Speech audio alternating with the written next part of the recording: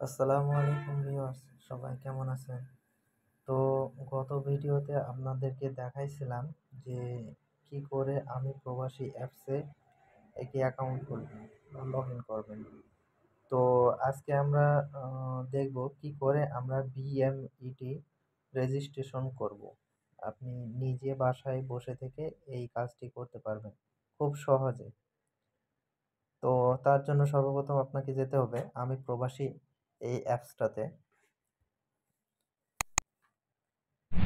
এইখানে গিয়ে এই যে আপনি দেখেন লেখা আছে বিএমইটি রেজিস্ট্রেশন, এইটাতে ক্লিক করবেন সর্বপ্রথম। ক্লিক করার পরে এটাতে পরবর্তী দিবেন। এইখানে আপনাকে একটা পাসপোর্ট স্ক্যান করা লাগবে। আপনার যে পাসপোর্ট সেই পাসপোর্টটা এখানে স্ক্যান করবেন, হ্যাঁ? তো অবশ্যই আপনাকে পাসপোর্ট থাকা লাগবে এবং এই জিনিসটা মানে এই আপনার এই বিএমইটি রেজিস্ট্রেশনটা এটার জন্য আপনাকে খরচ করতে হবে ৳৩০০। এটা সরকারি ফি হিসাবে দেওয়া লাগবে। আর এটা যখনই আপনি ৳৩০০ ওদেরকে দিয়ে দিবেন তখনই আপনাকে ওরা বিএমআইটি রেজিস্ট্রেশনের কার্ড আপনাকে দিয়ে দিবে।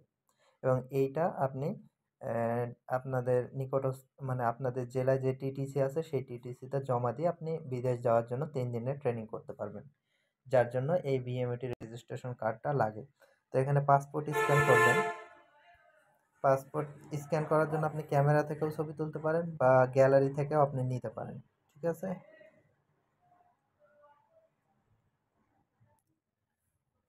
তো স্ক্যান করার পর আপনার এরকম একটি ফর্ম আসবে। এই ফর্মে আপনার নামটা আপনাকে লিখতে হবে। ঠিক আছে?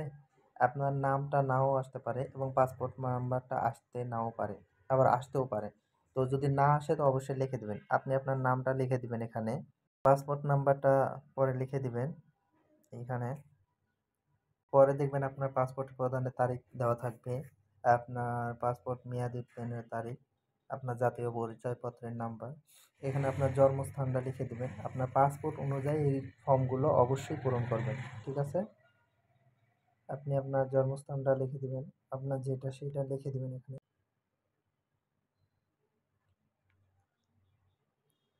আপনার জন্ম তারিখটা, পাসপোর্ট সবকিছু হবে পাসপোর্ট অনুযায়ী। ঠিক আছে? তারপরে আপনার লিঙ্গ, সেইটা আপনি কি পুরুষ না মহিলা সেইটা দিয়ে পরবর্তীতে ক্লিক করবেন। দিয়ে এখানে লিখে দিবেন আপনার পিতার নাম এবং মাতার নাম। আপনি আপনার নাম, পিতার নাম লিখে দিবেন। এখানে আপনার মাতার নাম লিখে দিবেন। আপনি কি বিবাহিত না অবিবাহিত সেটা লিখে দিবেন। আপনার ধর্ম লিখে দিবেন, কি ইসলাম নাকি। এখানে আপনার উচ্চতা লিখে দিবেন। এখানে ওজন লিখে দিবেন। ঠিক আছে? দিয়ে পরবর্তীতে ক্লিক করবেন। এইখানে আপনার দিতে হবে মোবাইল নম্বর। আপনি আপনার একটা যে মোবাইল নম্বরটা দিয়ে খুলেছেন সেটা দিতে পারেন বা অন্য একটা নাম্বার দিতে পারেন। এখানে আপনার ইমেইল নাম্বার থাকলে দিবেন। আপনার ঠিকানা লিখবেন। স্থায়ী ঠিকানায় যেটা সেটা দিবেন এখানে। অবশ্যই পাসপোর্ট অনুযায়ী। আপনার গ্রামের নাম লিখে দিবেন। বাড়ির নামটা অবশ্যই দিতে হবে এখানে। এটা আবশ্যক লেখা আছে। ঠিক আছে? লিখে দিবেন।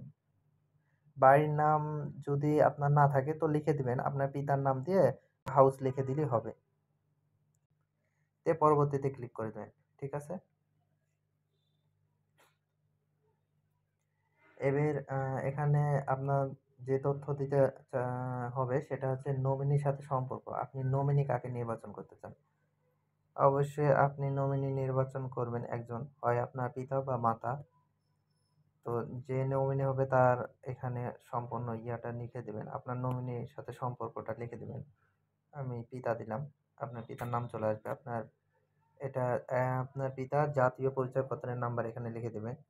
এইখানে মোবাইল নম্বর লিখে দিবেন। নমিনির একটা মোবাইল নম্বর লিখে দিবেন। আপনার পিতার নামটা সম্পূর্ণরূপে লিখবেন। আপনার পিতার মায়ের নাম তো এইখানে লিখে দিবেন। লেখার পরে পরবর্তীতে ক্লিক করবেন। এখানে জরুরি যোগাযোগের জন্য একটি নাম লিখবেন। আপনার পিতার নাম দিয়ে দিবেন এখানে এবং তার একটি মোবাইল নাম্বার লিখে দেবেন। দিয়ে পরবর্তীতে ক্লিক করবেন। সম্পর্কটা আপনার পিতার নাম যেহেতু দিছেন সেহেতু মানে জরুরি যোগাযোগের জন্য যে ইয়াটা চাইছে। তারপরে পরবর্তীতে ক্লিক করবেন। এইখানে আপনি দিবেন শিক্ষাগত যোগ্যতা আপনার যেটা আছে। আমি উচ্চ মাধ্যমিক দিলাম। পাশের সাল দিবেন, কত সালে পাস করেছেন সেটা দেবেন। আপনার প্রতিষ্ঠানের নাম লিখে দিবেন এখানে, বোর্ডের নাম লিখে দিবেন। এখানে বিষয়টাও আপনি জানেন, এগুলো লিখে দিবেন। আপনি আর্টস কি সায়েন্স সেটা দিয়ে দিবেন। আপনি যততে পাস করেছেন।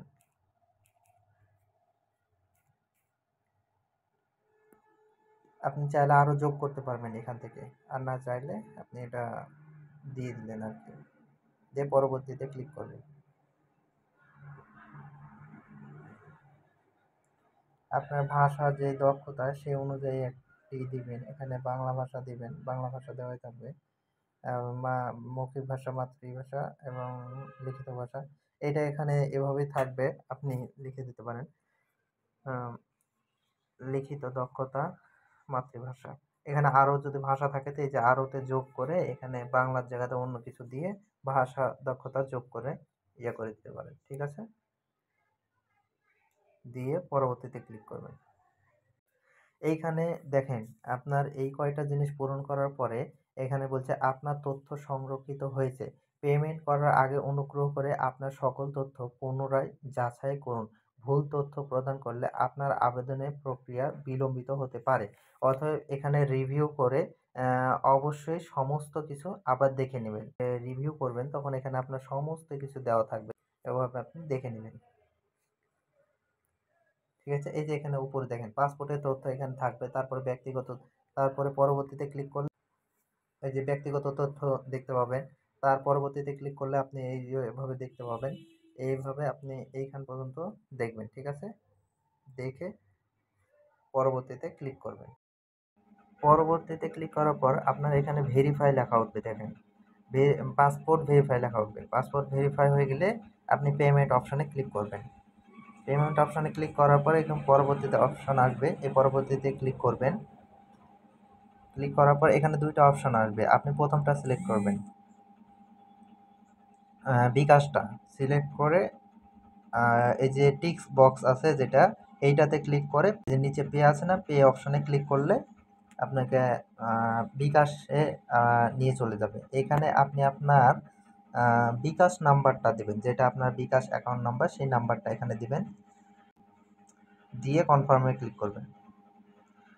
দিয়ে আপনার বিকাশ অ্যাকাউন্ট নাম্বারে একটি কোড যাবে, সেই কোডটি নিয়ে এসে এখানে দিয়ে কনফার্মে ক্লিক করবেন। ক্লিক করে আপনার পিন নাম্বার চাইবে, পিন নাম্বারটা দিয়ে দিলে আপনার দিয়ে আবার কনফার্ম করবেন, তাহলে আপনার আবেদনটি সফল হয়ে যাবে।